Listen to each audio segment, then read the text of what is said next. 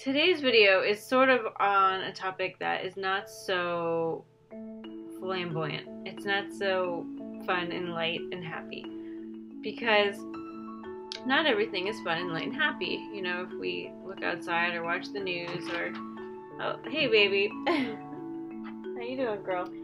I was teaching a psychic development class today, and I was asked what the point of protecting yourself was during meditation.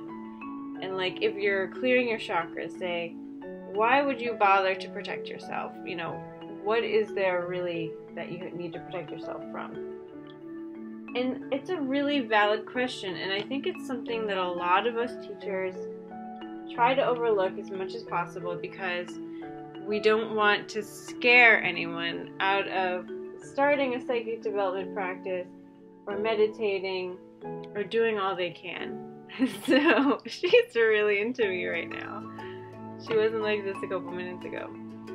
So anyway, you know, it can be scary if you start getting into the whole shadow vibration thing. And you know what? Let's do it now, because you need information and you deserve the truth, and you know, scary things do happen. So the answer that I gave my student today was really simplistic, and it's basically that, you know, the law of vibration and the law of resonance work together, in that everything is vibrating at its own frequency, its own speed. Lower vibrations are what we're trying to get rid of. We're trying to all be up and light and happy, and so the lower vibrations are in the way of that. An example would be past trauma, you know, memories that are sad, those kind of things that get stuck in our energy field that we're trying to clear, like if we're trying to clear out our chakras. Now, the law of resonance is the law of attraction as we know it, is that like attracts like. So now when we're dealing with those frequencies and those energies, when we're clearing them, if we're activated by them, if we're feeling the if we're feeling the effect of that, we're feeling the charge of the emotion, then we're in a position where we can attract like circumstances. Same thing goes for conversations. If you're having a conversation of a lower vibration, you're going to attract more of that. So if you're in a scary movie, you can attract more of that scary type of feeling when you leave, right? So when you leave a scary movie, you don't obviously just get over it right away. Some people are scared all night. Some people, you know, need to hold hands on the way home. Some people need someone else in their bed to make sure that they're safe. And some people will go on to lock their door for a week or two. That's what I mean by like attracts like. You don't just automatically cut it out unless you do clear it. But most people will not know how to clear it, and they will just keep attracting more and more and more.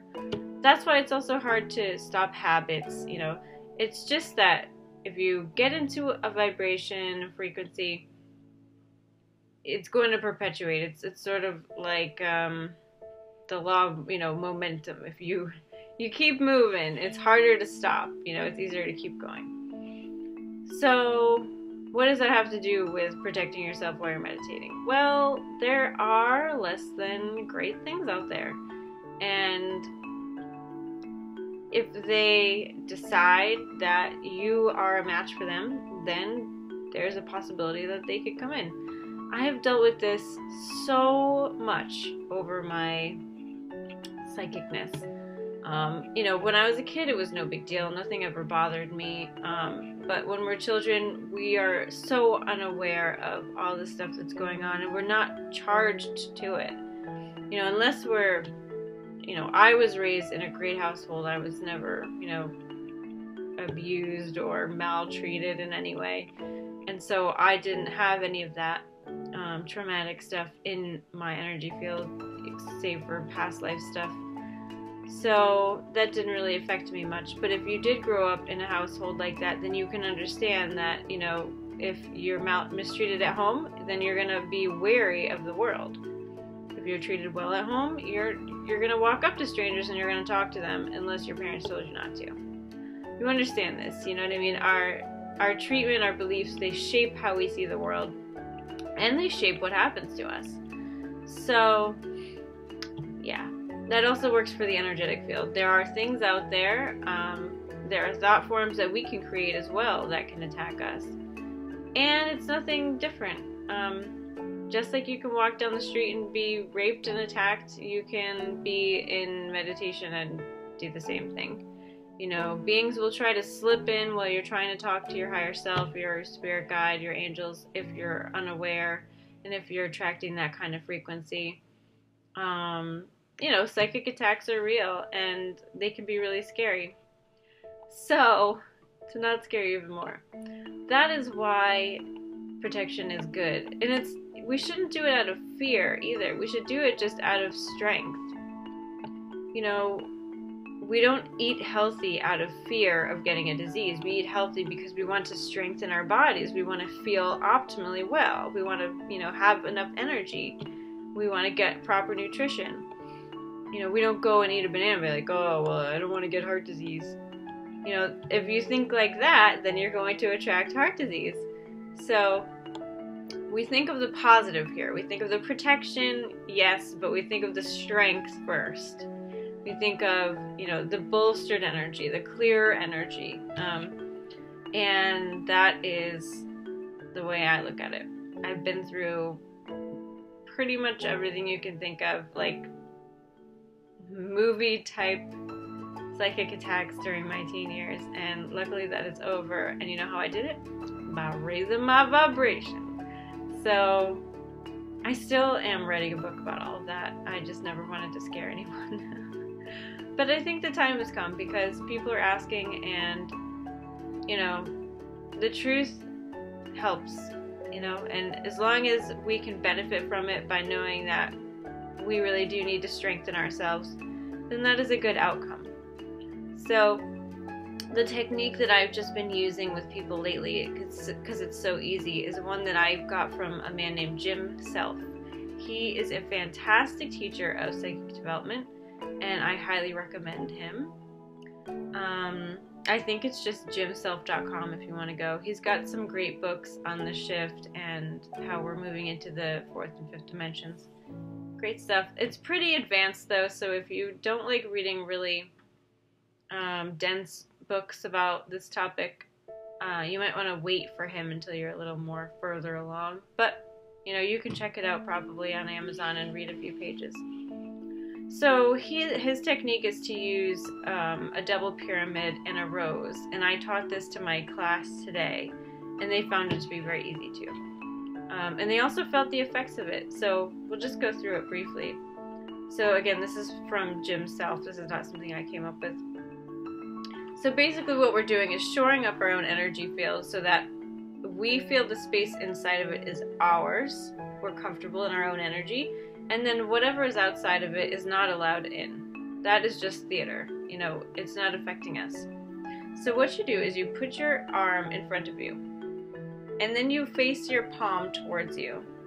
Okay? And you put a rose where that spot is.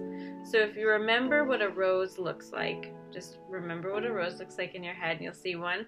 And then you just plop it down right where your hand is. And then you put one 3 feet above your head. You put one 3 feet below your feet. And you connect the lines. So you'll have, you know, a triangle right now. Like that. And you do that in all 4 directions. So instead of going to the side, putting a rose there, connecting it up, connecting it down, I just sort of rotate everything over so that I'm always doing it in front of me. You do that 4 times, and then you connect the dots. So you connect it like this, so you have a box around you, and then each point here goes up, and each point goes down, so that you have 4 lines, you know, a double pyramid, up and down surrounding your body. So basically it's just, you know, at the outline of your aura there are 2 pyramids, and you are safe and snug inside of your little energy bubble, and nothing can come in. So aside from just helping you with, you know, psychic attacks and low vibration stuff and attracting things you don't want, this also can help you if you're overly empathic. So if you end up feeling drained by the end of the day, if you have complaining people around you and you feel like they're taking a lot of your energy, or if you just are a person who likes to, commiserate with people, take on their pain, feel sympathy for them, then I recommend doing this every day in the morning. It takes about a minute, it's not a big time commitment thing, and it really helps with your energy. So there is my my winding answer to why we need to protect ourselves while we're meditating or clearing. It's just a good precaution. It's sort of like wearing your seatbelt. You probably will never get in a car accident, but God forbid, if you did, you'll be protected. So just do it. It's awesome. And I'll see you guys later. Bye. Please feel free to share this video with anyone you think might be interested.